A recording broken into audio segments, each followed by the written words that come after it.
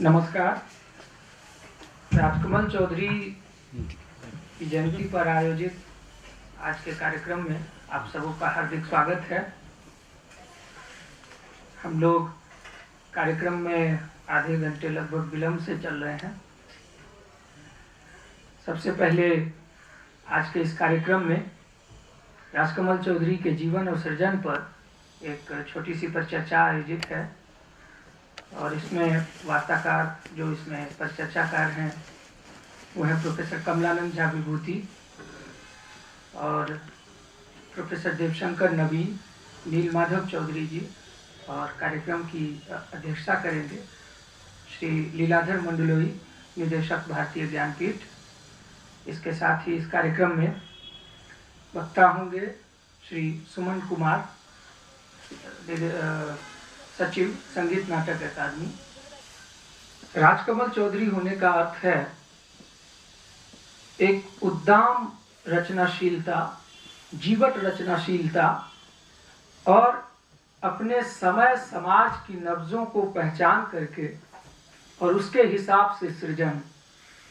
राजकमल चौधरी होने का सीधा तात्पर्य है कि एक लेखक, एक रचनाकार जो अपने समाज की बारीकियों को समझता है और बारीकियों को समझते हुए बहुत कम समय में मुश्किल से उनका लेखन, जीवन का जो लेखन है वो मुश्किल से 5-7 सालों का है।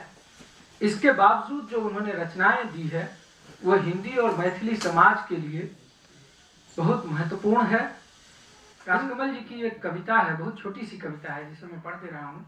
3 छंदबद्ध सत्य, राह है पर भटकना, ज्ञान का अभिमान करना है, सच यही है, था है डूब जाना, प्राण का अपमान करना है, सच यही है, चाह है पर मौन रहना, मान का कल्याण करना है, सच यही है।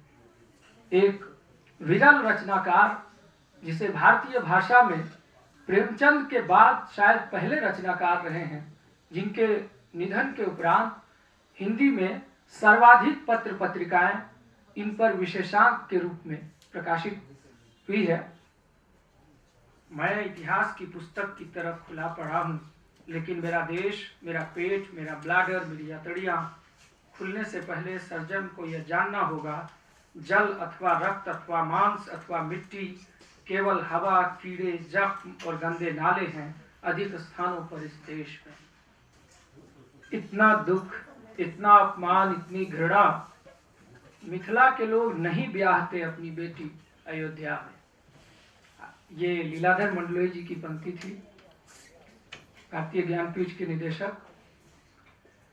उन्हें आवश्यक काम से जाना था, इसलिए उन्होंने अपना महत्वपूर्ण समय हम सब लोगों के लिए निकाला है। राजकमल चौधरी ने अपने बहुत ही कम, बहुत अल्प जीवन काल में जो कुछ लिख के दिया है वो हम सब लोगों के लिए एक ख्याति है, एक विरासत है।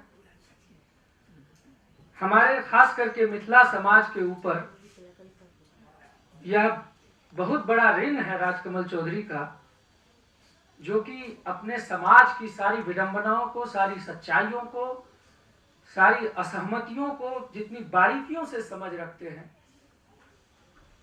और जैसा कि मैंने पहले कहा कि राजकमल जी की रचनाएं यत्र तत्र सर्वत्र थी, लेकिन उनको एक साथ लाने में, एक साथ 8 खंडों में राजकमल चौधरी रचनावली है।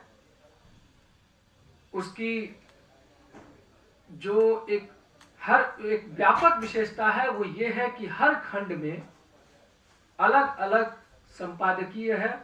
इस लिहाज से राजकमल प्रकाशन ने या जिन जिन लेखकों की रचनावली मुझे देखने का मौका मिला है, उन सब में से एक सर्वश्रेष्ठ रचनावली राजकमल चौधरी की रचनावली है, जिसका कि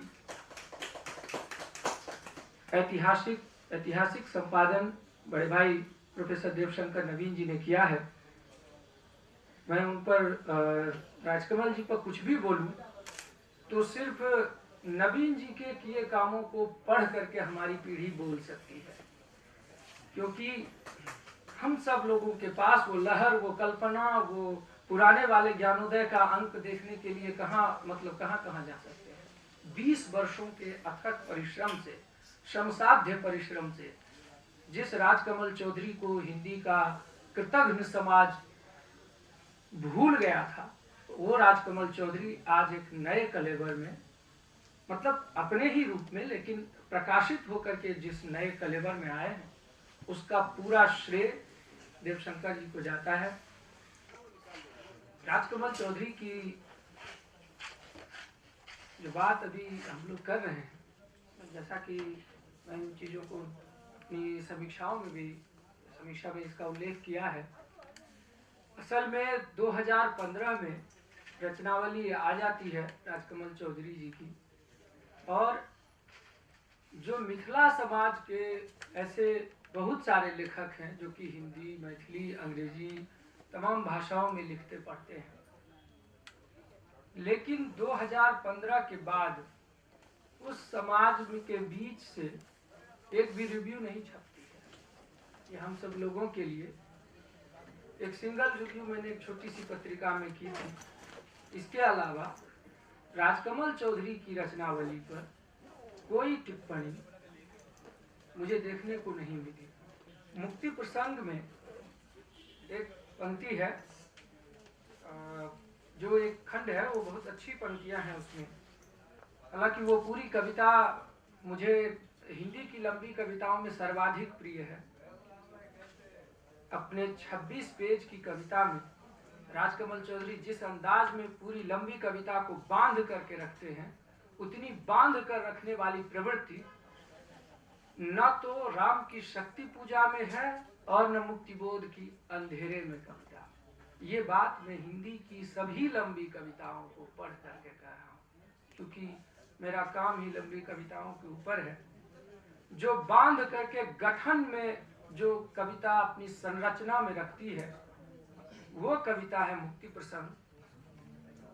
मृत व्यक्ति, कोई भी एक मृत व्यक्ति केवल एक मृत व्यक्ति नहीं है किसी भी प्रकार। सरकारी ट्रांसपोर्ट से कुचल दिए गए कुत्ते अथवा तालाब की सतह पर बिल्ली की तरह फूली हुई लाश से अधिक कविता में अधिक सुंदर, अधिक कामोत्तेजक होता है मृत व्यक्ति।